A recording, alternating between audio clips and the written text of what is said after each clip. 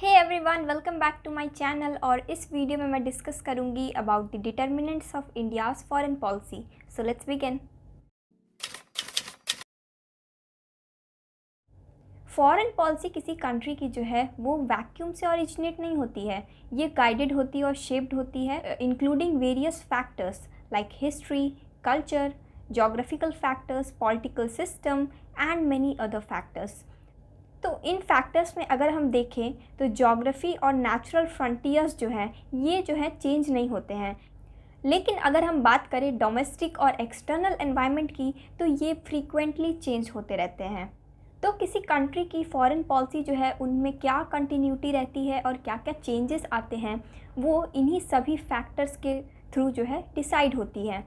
और ये जितने भी फैक्टर्स हैं ये वर्ल्ड ओवर में सेम नहीं होते हैं, means they are not uniform. It keeps changing from country to country, क्योंकि हर एक कंट्री की अपनी अपनी economic, social, political and geographical factors जो होती है वो डिफरेंट होती है।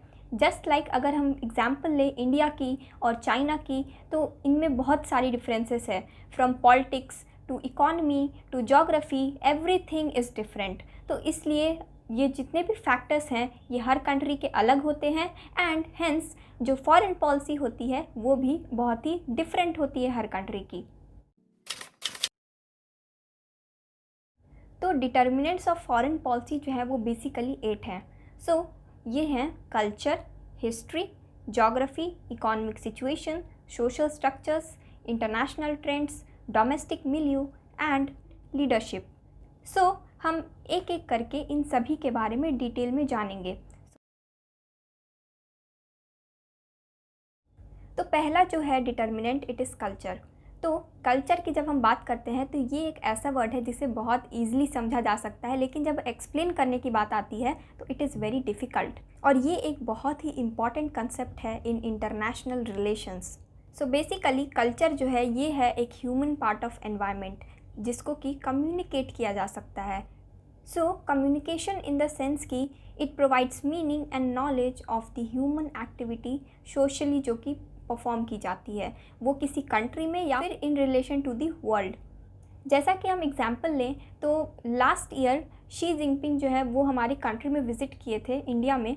तो उन्होंने जो तमिलनाडु में जब विज़िट किया तो वहाँ के टेम्पल्स उन्होंने विज़िट किए थे। तो बेसिकली वहाँ पे कल्चरल रिलेशंस जो है वो बहुत उभर के आ रहे थे। तो हम कह सकते हैं कि फॉरेन पॉलिसी में वहाँ पे उस टाइम कल्चर जो है it was a major factor. और एक एस्पेक्ट ये भी है कि अगर कोई दो कंट्री है जिनकी कल्चर सेम है तो जितने भी उन कंट्री में उनकी सोसाइटी में जो लोग हैं उनकी जो है वैल्यूज़, कल्चरल वैल्यूज़ सेम होगी तो ऑब्वियसली जो फॉरेन पॉलिसी है वो बहुत ही ज़्यादा इफ़ेक्टिव होती है। अगर हम एग्जांपल लें इंडिया और श्रीलंका की तो इनकी जो इंडिया और श्रीलंका की जो कल्चरल और हिस्टोरिकल टाइज जो है basically it is very similar. तो यहाँ पे कहीं ना कहीं एक बहुत ही इम्पॉर्टेंट जो है फॉरेन पॉलिसी में ये रोल प्ले करती है। एंड वी कैन सी कि इंडिया और श्रीलंका की जो फॉरेन पॉलिसी है वो कितनी इफेक्टिव है and it is sharing a very good and positive relation with each other. और वही हम दूसरे तरफ देखें तो अगर हम बात करें इंडिया की और किसी वेस्टर्न कंट्री की तो कल्चर में उतनी ज़्यादा जो है सिमिलरिटी देखने को नहीं मिलती है because they are having very different culture from India. तो यहाँ पे ये हो जाता है कि हमारे और उनके कंट्री के बीच जो लोग रहते हैं, जो कंट्री में जो सिटीजन्स हैं उनके बीच उतनी अच्छे से टाई अप नहीं हो पाती है, they are not able to gel properly. तो ये जो है एक डिफरेंस जो है यहाँ पे आ जाती है। So this is what the role of culture is in India's foreign policy और foreign policy of any country as a whole. जैसे कि इंडिया में ट्रेडिशनल वैल्यूज़ की बात की जाए तो वासुदेवा कुटुंबकम, इसका मतलब होता है वन वर्ल्ड, दुनिया जो है एक है। तो ये सभी वैल्यूज़ भी जो है कहीं ना कहीं इंडिया की फॉरेन पॉलिसी को बहुत इन्फ्लुएंस करती हैं। और ये जो है ली गई है from ancient scriptures and great works of scholars like Swami Vivekananda. So obviously culture जो है यहाँ पे आप देख सकते हैं किस तरीके से रोल प्ले करता है किसी कंट्री की फॉरेन पॉलिसी को डिटरमाइन करने में। और कुछ और जो वैल्यूज़ हैं जैसे कि tolerance, non violence, brotherhood, peace, तो ये सारी भी हैं जो कहीं ना कहीं इंडिया की फॉरेन पॉलिसी में इन्हें एज अ प्रिंसिपल्स अडॉप्ट किया गया है। So these are extracts of our culture. जैसे कि महात्मा गांधी के द्वारा दी गई नॉन वायलेंस की जो पॉलिसी है, ये बहुत ही इंपॉर्टेंट रोल प्ले करती है फॉरेन पॉलिसी को डिटरमाइन करने में, क्योंकि किसी भी कंट्री की इमेज जो है, अगर उस कंट्री की इमेज एज अ पॉजिटिव है, वहाँ पे पीस है, पीस स्टैब्लिश की गई है, और अगर कोई कंट्री है जहाँ पे बहुत ही वायलेंस होती है, तो ऑब्वियसली उसकी जो इम्पैक्ट है वो इंटरनेशनल रिलेशंस में बहुत अफेक्ट करती है। तो यहाँ पे हम यही इससे देख सकते हैं कि जो कल्चरल एक्सट्रैक्ट्स हैं हमारे इंडिया के, वो ये बहुत ही इम्पॉर्टेंट हैं। तो ये जो है वर्ल्ड लेवल पे डिटरमाइन करती है कि इंडिया की इमेज कैसी है, एंड हर एक कंट्री सोचती है अगर किसी दूसरे कंट्री के साथ रिलेशंस बनाने हैं तो उस कंट्री की इमेज कैसी है, वहाँ की पॉलिसी कैसी है, प्रिंसिपल्स कैसे हैं। So obviously these things play a very important role in determining the foreign policy. Lastly जो हमारे करंट प्राइम मिनिस्टर हैं मिस्टर नरेंद्र मोदी, तो इनके द्वारा जो है वर्ल्ड ओवर पे योगा डे, एक जो है इंटरनेशनल योगा डे को स्टैब्लिश की गई है।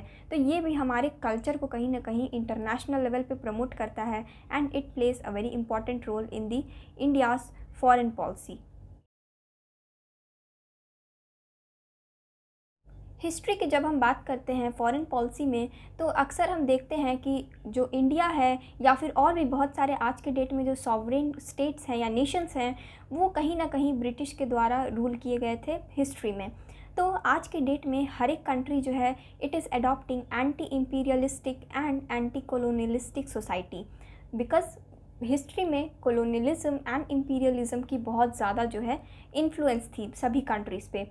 सो नाउ लेकिन यहाँ पे ऐसा एक सीन है कि ज़रूरी नहीं है कि अगर पास्ट में रिलेशंस किसी कंट्री के साथ ख़राब हैं तो आज भी रिलेशंस ख़राब ही रहेंगे।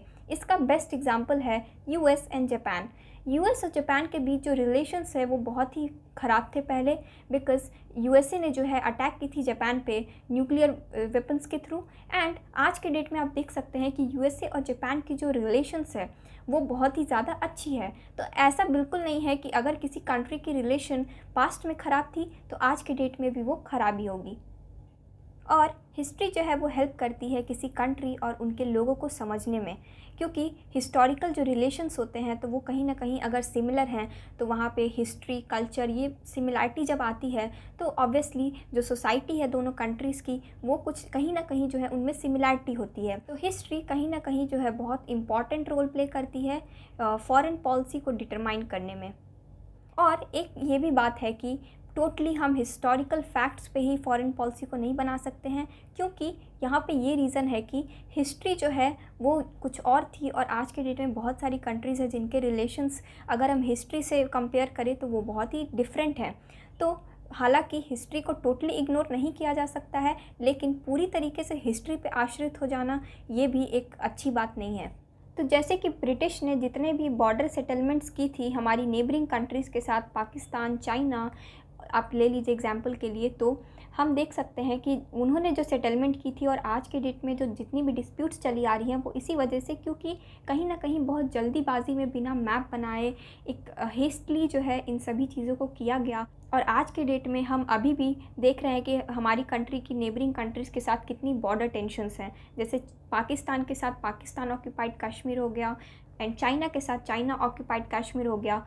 तो हम देख सकते हैं कि हिस्ट्री जो है वो किस तरीके से आज के डेट में भी इंडिया की फॉरेन पॉलिसी को इन्फ्लुएंस करती है, एंड कैसे हमारे रिलेशंस जो है इंटरनेशनल रिलेशन की जब हम बात करते हैं तो पाकिस्तान और चाइना के साथ जो रिलेशंस हैं आज, ये कहीं ना कहीं हिस्टोरिकल टाइम की वजह से जो है, जो हमारे इंडिपेंडेंस के पहले जितनी भी पॉलिसी थी ब्रिटिश रूल के अंडर, वो आज भी हमें देखने को मिल रही है। सोशल स्ट्रक्चर की जब हम बात करते हैं तो अगर कोई कंट्री है जिसके अंदर रेशियल डिस्क्रिमिनेशन है या फिर रिलीजियस एस्पेक्ट्स में अगर डिवीज़न देखने को मिलती है, तो उस कंट्री को अपनी फॉरेन पॉलिसी बिल्डअप करने में बहुत दिक्कत आती है, क्योंकि अगर लोग कोऑपरेट नहीं करेंगे, सिटीजन्स कोऑपरेट नहीं करेंगे, तो ऑब्वियसली वहाँ पे क्लैशेस होंगे एंड फॉरेन पॉलिसी जो है वो उतनी इफ़ेक्टिव नहीं हो पाएगी। लेकिन वही हम बात करें अगर कोई होमोजेनस सोसाइटी है, homogeneous society in a country, तो वहाँ पे क्या होता है कि सारी जो सेक्शन ऑफ सोसाइटी है वो कोऑपरेट करती है गवर्नमेंट के साथ, एंड उस कंट्री की फॉरेन पॉलिसी बहुत इफ़ेक्टिव होती है एंड एग्रेसिव भी हो सकती है।